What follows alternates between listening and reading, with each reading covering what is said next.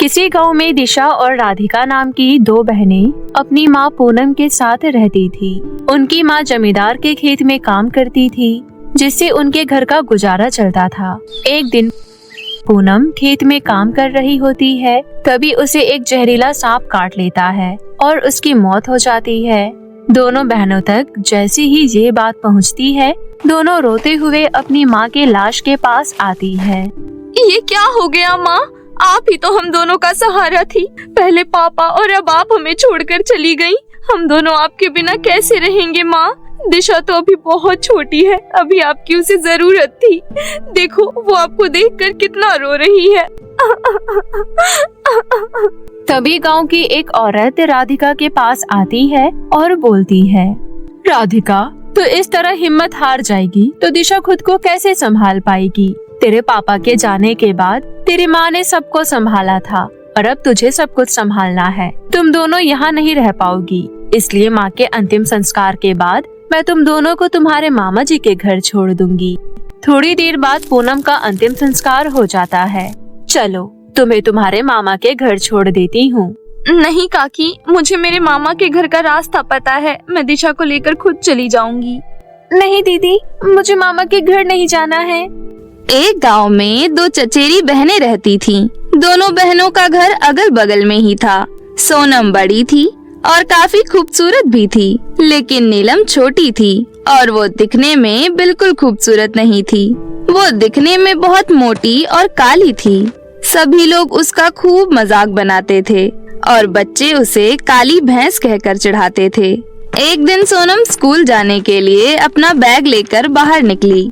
तभी नीलम ने उसे रोकते हुए कहा, सोनम मेरी बहन, चलो मैं भी तुम्हारे साथ स्कूल चलती हूँ। तू पागल हो गई है क्या? चल हट मेरे रास्ते से। तुझे पता भी है तू दिखने में कितनी बेकार है।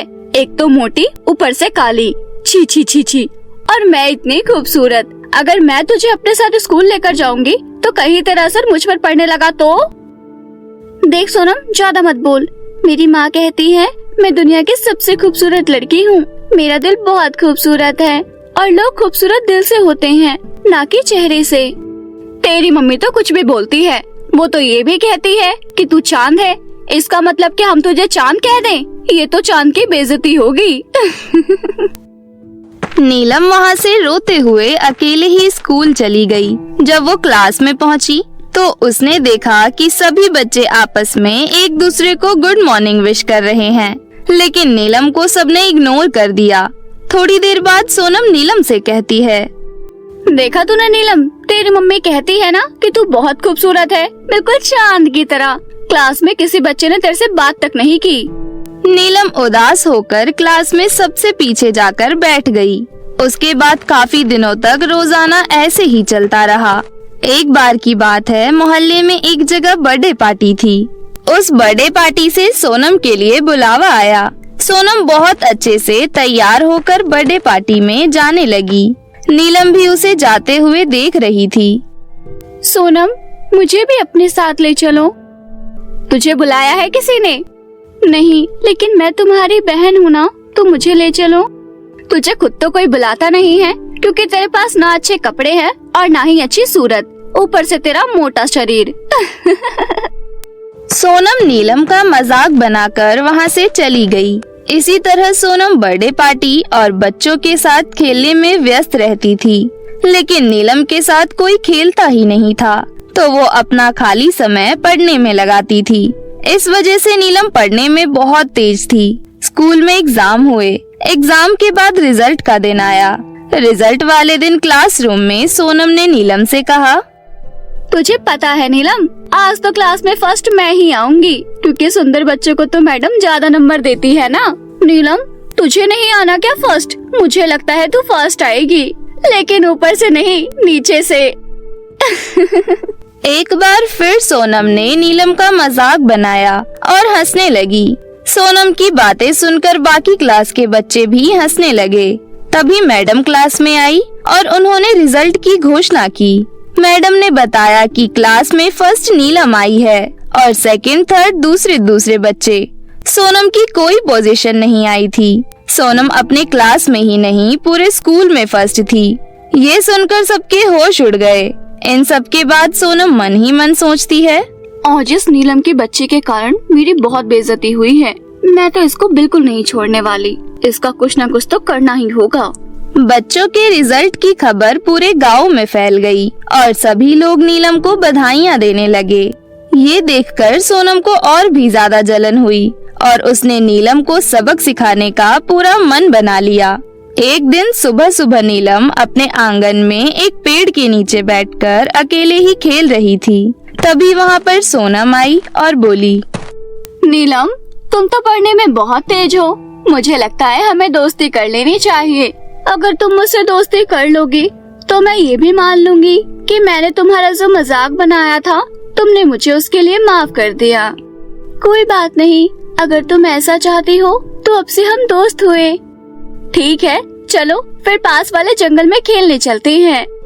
नहीं बाबा, मम्मी कहती है उस जंगल में नहीं जाना, वो बहुत ही ज्यादा खतरनाक जंगल है। अरे पागल, ऐसा कुछ भी नहीं है। मैं वहाँ रोज जाती हूँ, मुझे तो कुछ नहीं हुआ। मेरे साथ मेरी कुछ सहेलियाँ भी जाती हैं, उन्हें भी कुछ नहीं हुआ। तेरी मम्मी ऐसे ही बोलती है। चलना, चलते हैं। अच्छा, एक बार मम्मी को बता देती हूँ। तू पागल हो गई है? तुझे लगता है तू उन्हें बताएगी तो वो तुझे जाने देंगी? तुम सही कह रही हो। अच्छा चलो, मैं मम्मी को बिना बताए ही चलती हूँ। नीलम सोनम के साथ जंगल में चली गई। अरे, ये जंगल तो वाकई बहुत डरावना लग रहा है। तुम यहाँ कैसे खेल लेती हो? हम तो यहाँ बहुत मस्ती करते हैं। अरे वाह, फिर तो बहुत मजा आने वाला है। चल नीलम, एक गेम खेलते हैं। तू उस पहाड़ी के किनारे आंख बंद करके खड़ी हो जा। उसके बाद तू पहले खड़ी तो हो, फिर बताऊंगी। नीलम अपनी आंखें बंद करके पहाड़ी के ऊपर खड़ी हो गई। सोनम थोड़ा सा मुस्कुराई और उसने नीलम को पहाड़ी से धक्का दे दिया। नीलम के चीखने की आवाज पूरे पहाड़ी पर गूंज गई। सोनम खुश होकर घर वापस चली गई।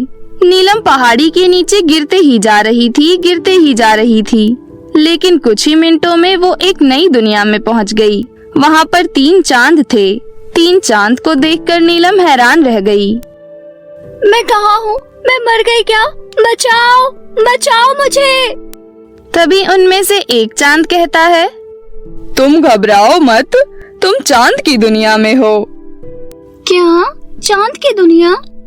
हाँ, तुम हमारी दुनिया में हो और हम तीनों जादुई चांद हैं।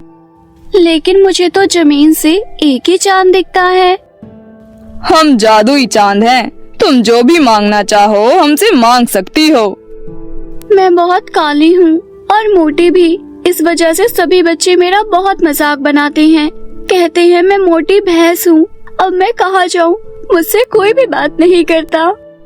हमें तुम्हारे बारे में सब कुछ पता है, इसलिए हम तुम्हें एक वरदान देते हैं कि तुम अभी के अभी बहुत खूबसूरत और पतली हो जाओगी। चांद के इतना कहते ही नीलम बहुत खूबसूरत और पतली हो जाती है। अरे वाह, मैं तो बहुत खूबसूरत हो गई। लेकिन मैं इस दुनिया से घर कैसे जाऊंगी? मेरी माँ मेरा इंतजार कर रही होंगी।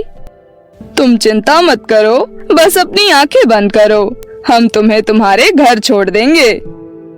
नीलम अपनी आंखें बंद करती है और अगले ही पल अपने घर पहुंच जाती है। घर पहुंचने के बाद नीलम अपनी मम्मी को सारी बात बताती है।